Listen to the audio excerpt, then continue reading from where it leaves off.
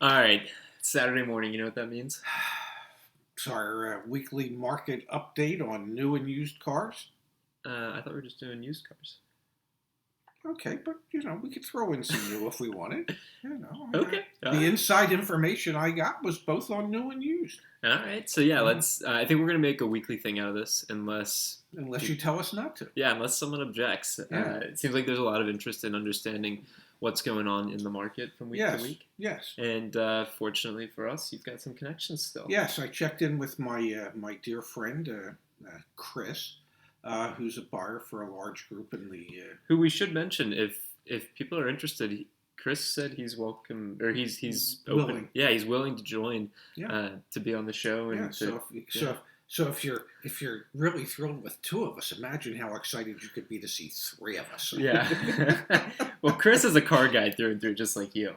Yeah, he is. Yeah. So Chris is a used car buyer for a rather large dealer group in the Washington D.C. metro area.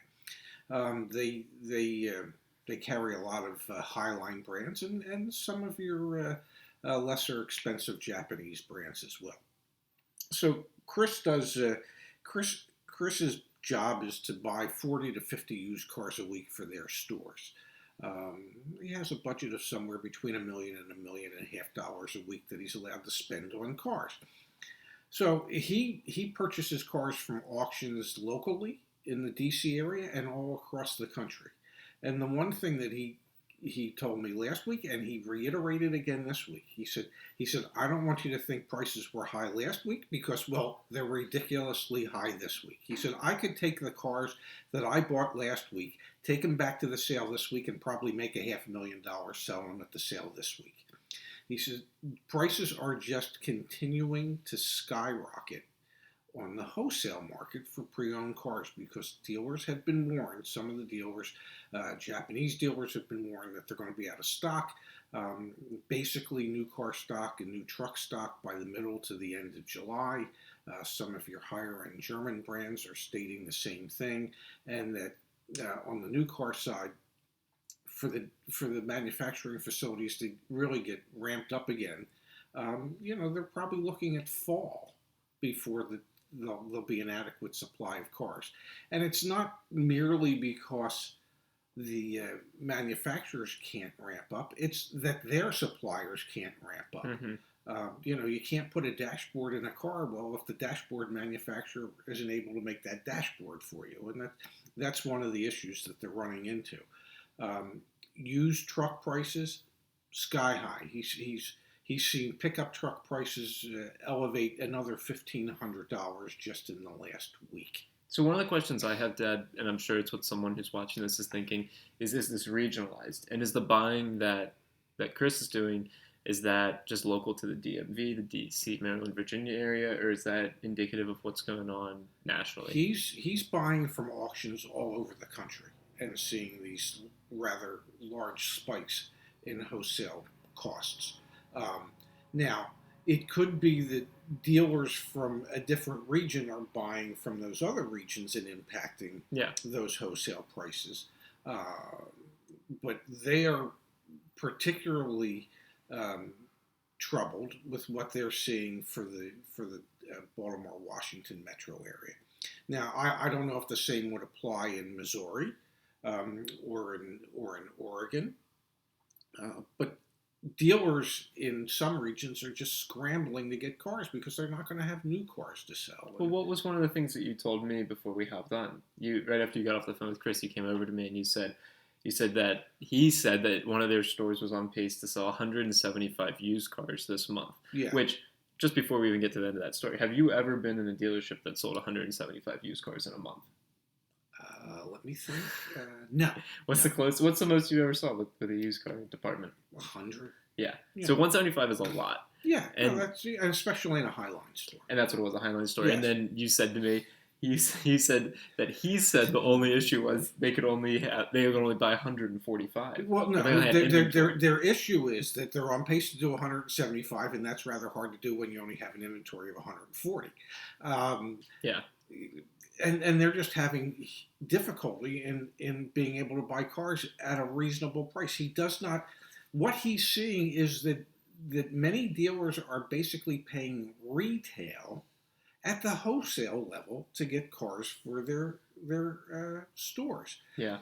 Because their fear is when they have no new cars left to sell, that even overpriced used cars will be the way for them to go. Well, and I told you about that email that I received yesterday from Tim. Hi, Tim, if you're watching, um, who recently bought a certified pre-owned Toyota Sienna. Yes. And then he forwarded to me an email he got literally a week later that, was from the GM or whoever it was, Yeah. saying, Tim, we need to buy your vehicle back at 20% over book value because we're running out of new cars, so we need used cars to sell. Which you said, that's a great come on. It's 120% of book value until you actually get there. But regardless of if you actually got 120% or not, the fact that those types of emails are being mass marketed, it was mass marketed because of the way it was designed, and it said Dear, all caps, his first name. Yeah, Dear. Sometimes they forget to put in what follows Dear. Yeah, I've actually received. I put that on my LinkedIn. Dear customer. Yeah, customer name. I put that on my LinkedIn one time. Yeah. It's one of my most liked posts on LinkedIn. Yeah. Dear customer name. But I thought that was really indicative of the situation, and it is. Yeah. And the beauty of this with Chris is that he's living this on a daily basis. He's a Monday through Friday guy who's just trying to buy cars, and like he said, he's got time. Time is at least on his side. The only thing he's tasked with doing is buying cars for the dealerships. It's not like at some dealerships where there's a used car manager who works alongside the new car manager and the general manager, and part of his job is to appraise cars while customers are at the dealership so that they can try and put car deals together, and then also to try and figure out how to get more cars. So it's hard for that guy who has to multitask to find cars and find them at something less than a retail price. And if you're running out of cars, desperation causes people to do desperate things. So they end up paying too much or more than they should. And ultimately, unless the customers absolutely disagree and stop buying cars, the consumer ends up paying too much. So, and let's just touch on that briefly because you mentioned to me, and I'll try and find the article, but there's some validity to some of these comments we've been making over the past couple of weeks about new buyers coming to the market. Yes. New people who have never or haven't bought a car in 10 years. In a decade are coming to the market. Yes. And this is driving a lot of the price sensitivity because I know a lot of people that are watching this are also thinking about, well, Hertz just went bankrupt, which we could have a whole video about how crazy what's going on with Hertz is. And maybe we will. Yeah. But they just went bankrupt, so they're going to have to liquidate cars. Well, actually, that 500,000 units that are going to come into the market supposedly isn't going to make a dent when there's 500,000 new shoppers just in the D.C., Maryland, Virginia area. It was there was an article that they were discussing at the group level yesterday for where he works. It's actually they estimate that there's 400,000 new buyers coming into the marketplace that haven't had a car or bought a car in a decade. Think of that number, 400,000 just in the D.C. metro area. That's going to take a lot of cars. And when they don't have cars, then... Yeah, if you don't have the new supply chain, then you have to look... Yeah. So this is like the same factors that were going on last week are in continuation this week. The biggest takeaway would be that prices are continuing to go up. You've got to imagine they'll hit a ceiling eventually. Chris figures another 3 to 4 weeks before we see any type of correction. Based on his experience, and he's only been doing this 30 plus years. And the correction that he sees coming, he doesn't see it as a major correction, just a minor correction, downward correction in wholesale values. So it's probably something we're going to be living with for the next 60, 90 days until there's a generous supply of new cars again. Which, if you think about, we did a video the other day, I'll link to it on the screen and down in the description, about the best time to buy a car. Mm-hmm. That was so what? nonchalant. It was. I had an itch. You got to take care of my itch. I should wear my watches when we... You should. Actually, I should start wearing your watches. They'll someday be my watches, right? Please? Well, your sister gets the wine. Yeah, the wine that no one drinks. Oh no, so we were talking about the best time to buy a car. Yes.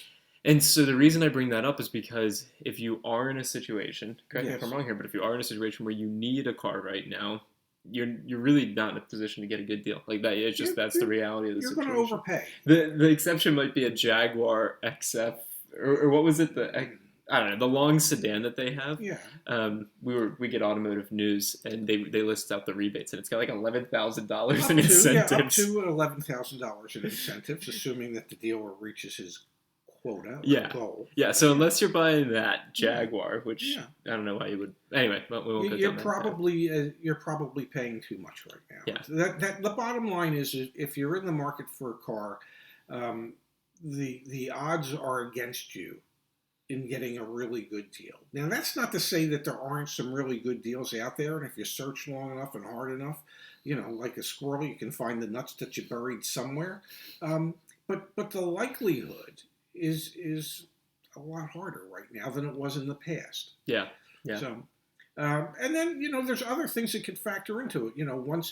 Once government funds start drying up, as far as what they're doing to help prop up the economy, what impact might that have when those end? So, nobody has a crystal ball, and those who do usually find out that they're partly cloudy at best.